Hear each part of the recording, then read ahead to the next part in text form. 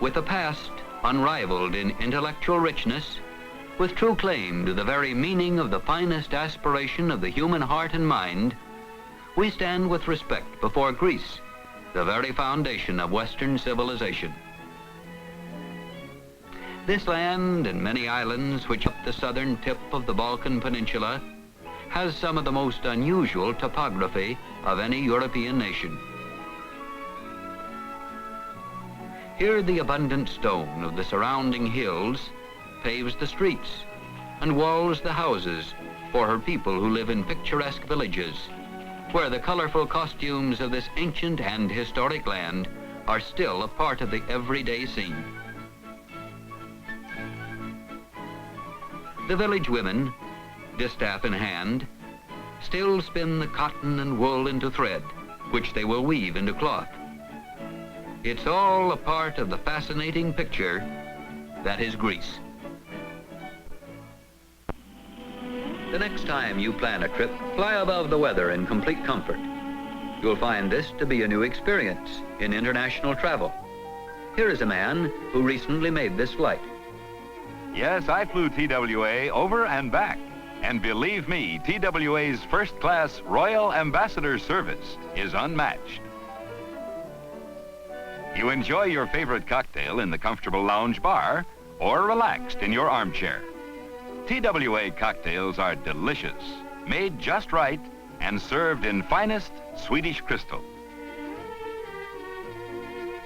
If you're traveling comfortable economy, you'll find the same wide variety of cocktails available at minimum prices, and they're served in the same gracious manner that has made TWA hospitality famous across the world.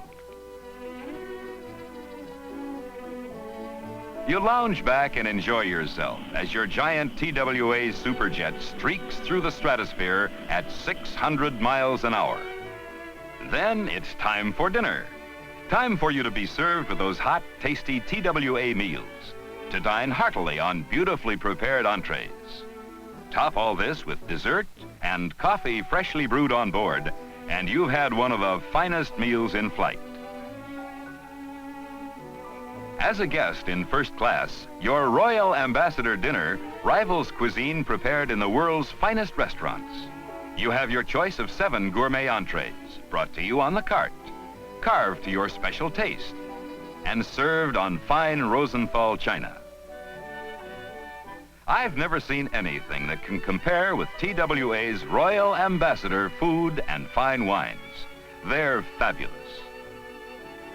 So the next time you go to Greece, treat yourself to incomparable luxury aboard dependable TWA Superjets. And remember, when you do, you fly with veteran American crews trained to highest government standards. Nationwide or worldwide, wherever I go, I always fly TWA. This is the gateway to Greece, to fields of exploration, and as old as the mythology of prehistoric gods and goddesses. A mixture of ancient legends and factual history, of familiar names like Ulysses and Agamemnon, Socrates and Plato. Athens today is very much a part of the 20th century, a metropolis of nearly 1.5 million inhabitants. This is the center of the city, of civic and national activity, known as Constitution Square. Above the square stands the former palace of the kings of Greece. Today it is the Greek House of Parliament. The broad streets and fine buildings you see here today are of recent design and construction, for this is, in a developing sense, a new nation. As you observe these Athenians in the downtown business section, it's hard to believe that modern progress was so late in coming to Athens, today one of the liveliest capital cities in Europe. This means in Athens what has meant the world over: traffic police and motor-crowded streets, and of course the never-ending streams of pedestrians.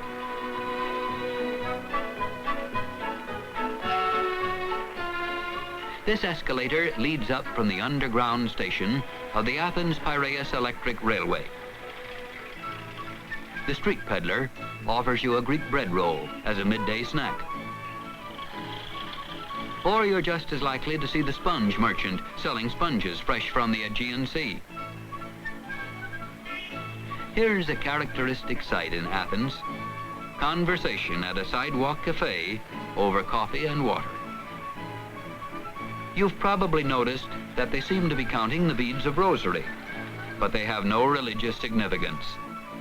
These are worry beads.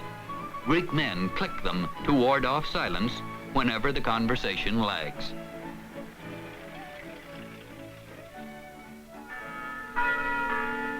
The Greek Orthodox Church has been a major force in the attainment of Greek independence and the preservation of the Greek language and culture through many centuries of foreign domination. Today, the Church's influence touches on practically every phase of existence among the more than 7 million Orthodox communicants. The word neon is Greek in origin, and downtown Athens after dark is a dazzling forest of colored neon lights. As in New York, London, and Berlin, these neon signs advertise entertainment and Greek commercial products and services. Here you might say the Greeks have a word for it.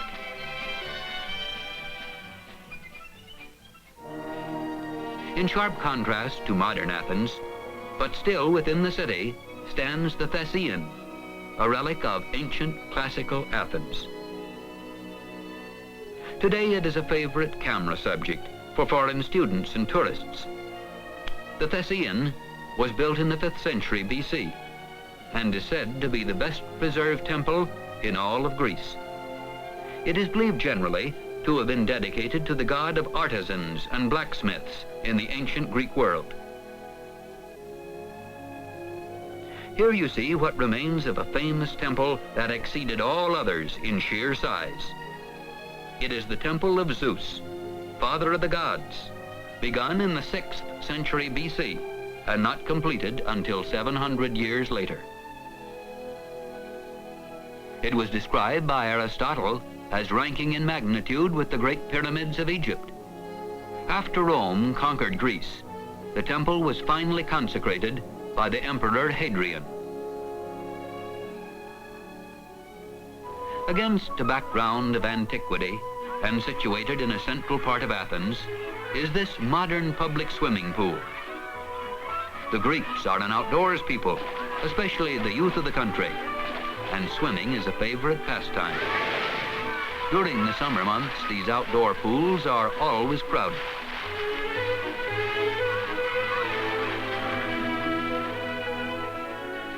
The King's Palace, residence of the chief executive of this crowned republic.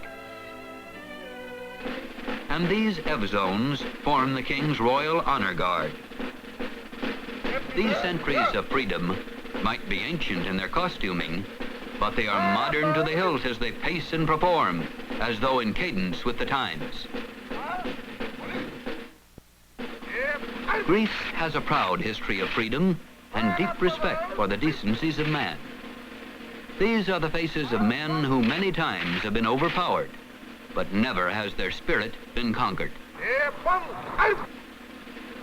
With such as these, Greece should continue to progress, strong and secure, in a world turbulent in its portent.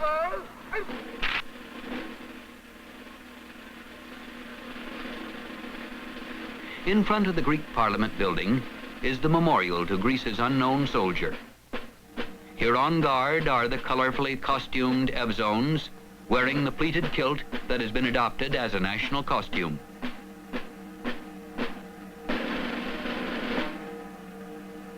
Though many times invaded, Greece has stood firm and unconquerable. In that spirit is embodied the memory of the unknown warrior, here symbolically entombed, known only to his God.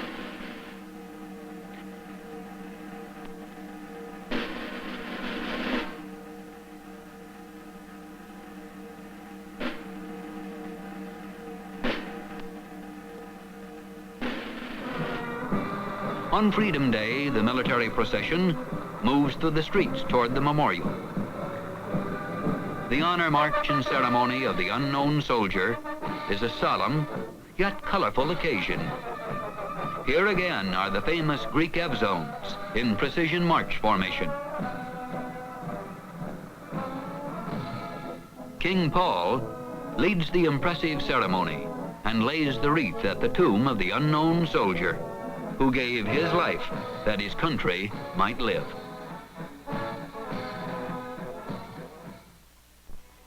The idea of a canal connecting the Ionian with the Aegean Sea at Corinth was studied by Julius Caesar and the Emperor Caligula. But it was Nero who actually began the excavation, striking the first blow with a golden pickaxe.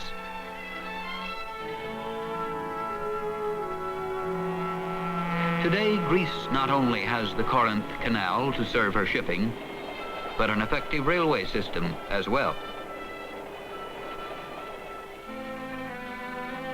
Not far from Athens is the Monastery of Daphne. Besieged by Christian crusaders, desecrated by the Turks, Daphne nevertheless remains today as a fine example of Byzantine art and architecture. The monastery is comparatively new, only 900 years old, which makes it one of the few tourist attractions in Greece whose age is reckoned from AD rather than BC.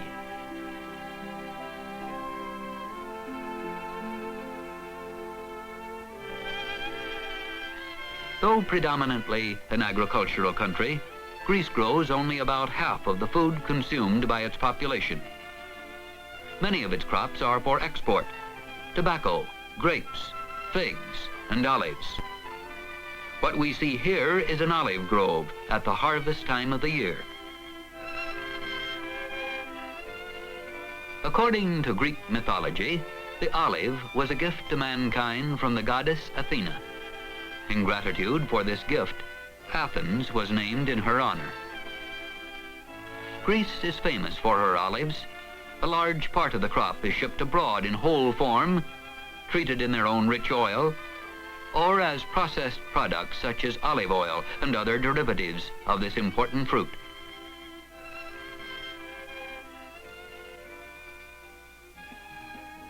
Believe it or not, the tobacco growing in this field in Greece traces back to America, because the tobacco plant is native to the state of Virginia.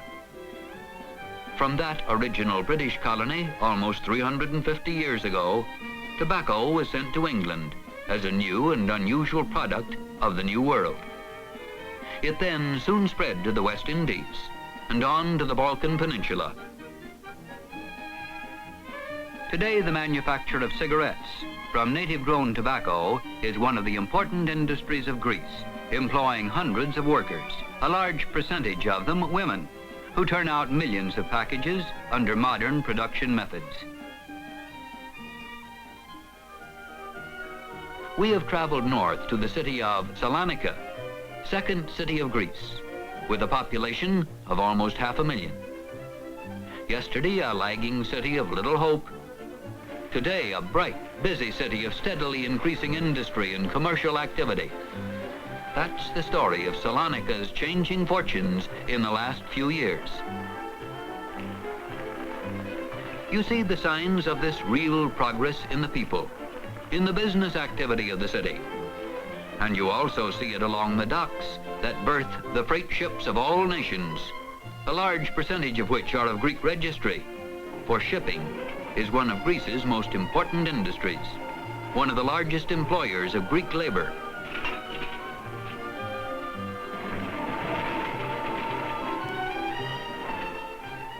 And as you see the activity of this second city of Greece, it is hard to realize that this was, for centuries, a veritable battlefield. One of the most famous landmarks in Greece is this Venetian White Tower.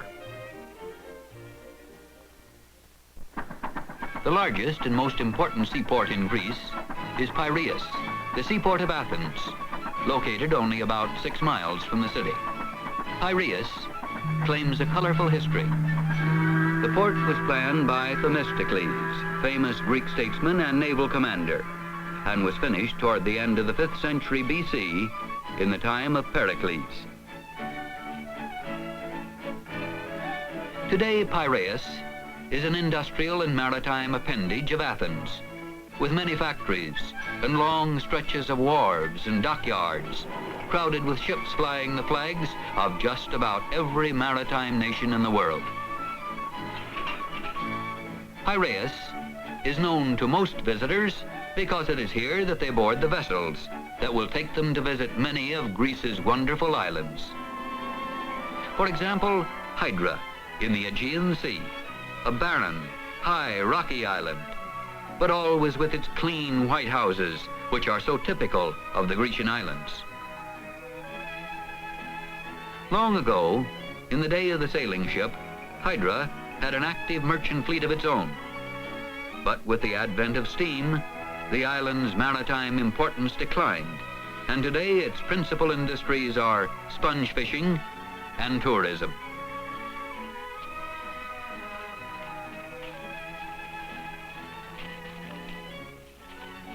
Now we are on the island of Aegina. These visitors, being true tourists at heart, have chosen the primitive but sure-footed means of transportation up the mountain trail that leads to the island's chief claim to fame. The temple of the goddess Aphaea, built in the 6th century BC. No other Greek temple in the islands is so well preserved, and even in Athens, its only rival is the Theseion.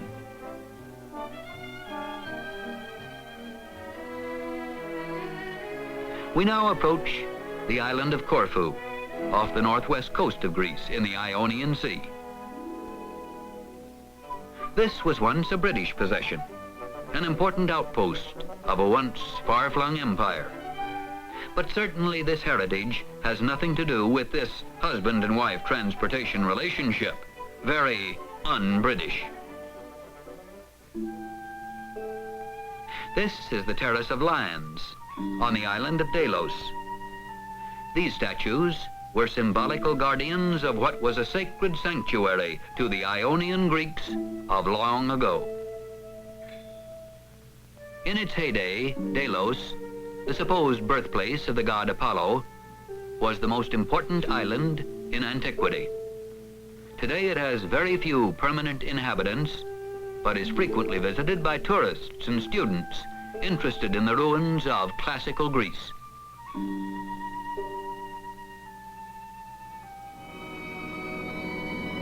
This is the great island of Rhodes, one of the most fascinating points of interest in the Mediterranean.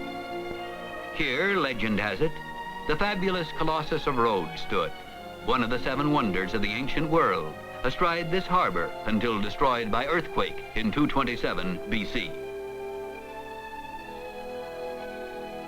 Although predominantly Greek, the city of Rhodes is a mixture of nationalities and architecture, European and Asian. Notice the Muslim minaret and mosque, for example. Actually, the city is divided into 2 sections. The inner walled town, now largely Turkish, and the more modern town of Rhodes outside the old walls, mainly Greek, with a representation of Italians from the time 1912 to 1945, when Rhodes belonged to Italy.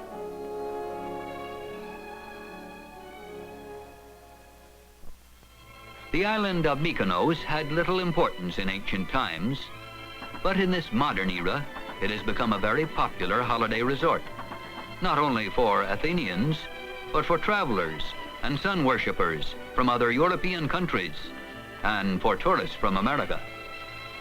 In fact, during the past few years, it has gained something of an international reputation. Meet the pride and joy of Mykonos, Petros the Pelican, not a fictional cartoon character, but a perpetually hungry, very much photographed, and superbly self-assured bird. Blown in from the sea and cared for by a local fisherman, Petros has become the good luck charm of the prospering island. This man of Mykonos is repairing his fishing net. a common piece of equipment here, and very important to these seacoast dwellers. The windmills have only a distant cousin relationship to the famous Dutch variety. They seem more picturesque than practical. Throughout Greece and its many islands, this is a familiar sight. Flocks of sheep tended by nomad shepherds. But here on the island of Mykonos, the sheep seem to provide an extra fine quality wool. Here wool is being carded in preparation for the loom. The weavers of Mykonos are well known throughout the shopping centers of Europe for their prolific turnout of fine woolen fabrics used in the fashioning of gaily colored scarves, towels, tablecloths, and Mykonos skirts, with a design of concentric stripes, which are quite the fashion among female tourists.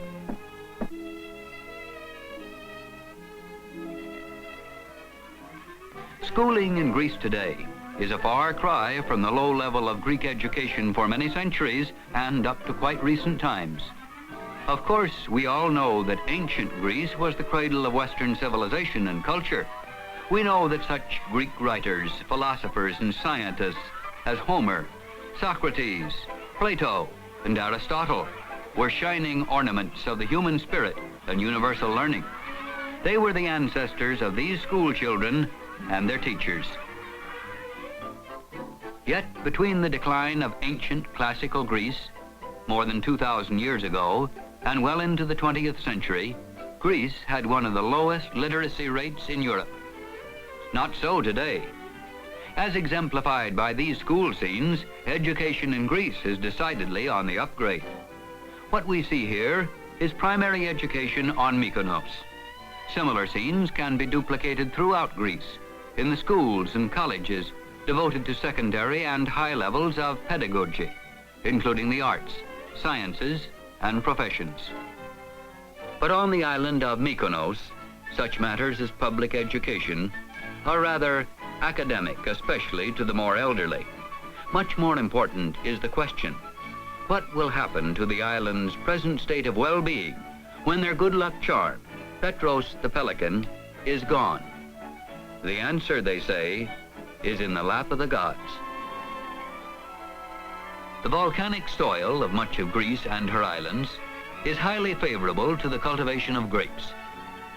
Vineyards, therefore, are a common sight almost everywhere you go in Greece and the Aegean Islands. This vineyard is on the island of Crete, and from its vines come pleasant wines. These rich grapes reach tables and markets throughout the world in various processed forms, mainly as raisins and as a varied assortment of wines.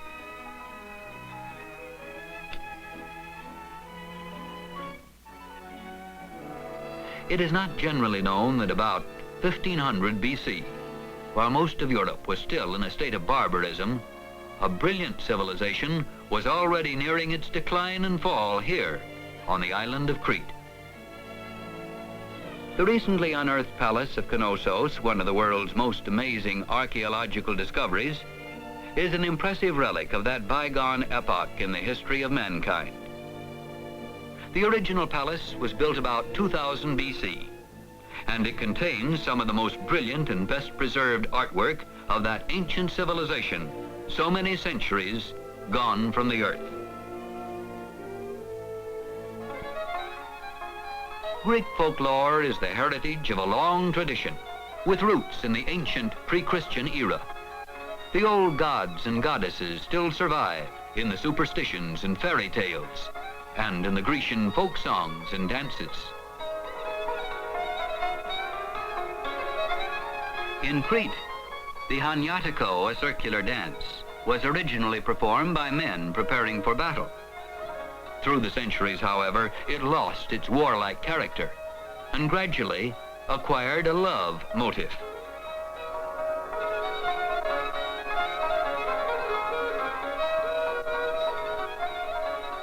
Most of these country dances are performed in village squares, at weddings, on anniversaries, and on feast days, with the dancers usually wearing national or regional costumes.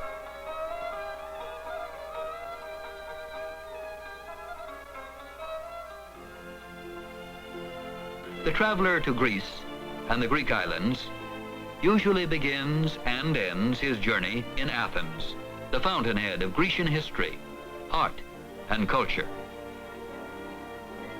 And so, as our modern odyssey nears its end, we return to the city of Athens for a last moment in the heart of ancient classical Greece, as represented by the famous relic of her glorious past. First and foremost, on its lofty eminence in the center of the city, the Acropolis, the apogee of all that is good and noble in modern man. Then, for a renewal of awe and astonishment, the site of the Parthenon, dedicated to the goddess Athena. It took 9 full years to build, and its sculptural decoration was wrought by Phidias, the greatest sculptor of the age and any age since.